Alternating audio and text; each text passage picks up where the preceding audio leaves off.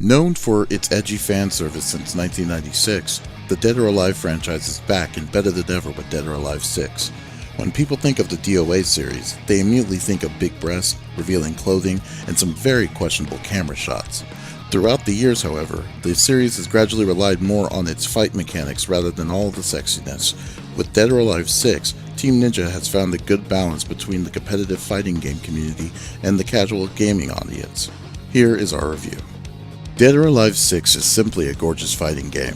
The aesthetics, interactive stages, and even the background characters come together to create an amazing presentation. Certain features that were introduced in its predecessors, such as visible battle damage on your fighters, are greatly improved in DOA 6. Be wary when your opponent does a move that causes you to force your hair down, break an accessory you were wearing, or even tear off or damage a piece of clothing.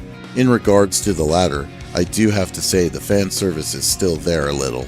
You can choose from familiar faces like Ayame, Hayabusa, Zack, and more. The character models in Dead or Alive 6 are even more refined and incredibly crisp. The level of detail and fluid animation brings each character to life. Every attack is different per character, and it makes each feel uniquely distinct. With a large assortment of stagger moves and stun setups, the excellent animation adds a lot of impact to everything the player does. When you dive into the mechanics in DOA 6, it still uses a rock-paper-scissors-like system of punches, kicks, and throws. In no way is that a negative thing. The series as a whole has always been criticized for being too simple and isn't considered to be a legitimate mainstream fighter. To be honest, I was one of those people. After playing the latest entry though, I found it is much more than a guessing game of what your opponent will throw at you. It's also truly satisfying landing combos with your fighter. With features like critical blow, lower damage on counterattacks, and amazing combo juggling, DOA 6 in my opinion is the most balanced game in the series. Veteran fighters and casual fans can fight toe-to-toe and not feel that it's too easy to perform a multi-hit killer combo or find it too hard to execute special moves. Mixed with the interactive stages, like the Firecracker stage, which is one of my favorites, it's anyone's game. One of the features that I fell in love with is the aforementioned critical blow. This attack comes with a beautiful close-up cutscene moments before impact. There are even times where I flinch when the attacks occur. Dead or Alive 6 has a variety of different modes. In DOA Quest mode, your fighter has to perform certain requirements to earn in-game currency, items to make new outfits and accessories, and encyclopedia pages to complete the DOA book.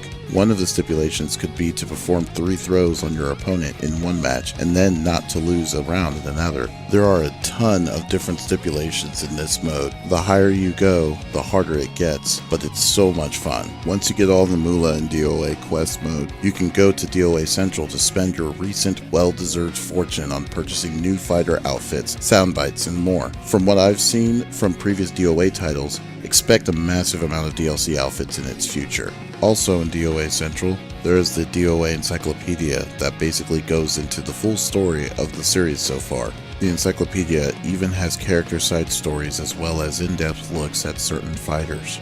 Despite all the good things DOA 6 brings to the table, the story mode really missed the mark for me. The way the game tries to tell its story is literally all over the place. There's not a consistent direction on where the story is going.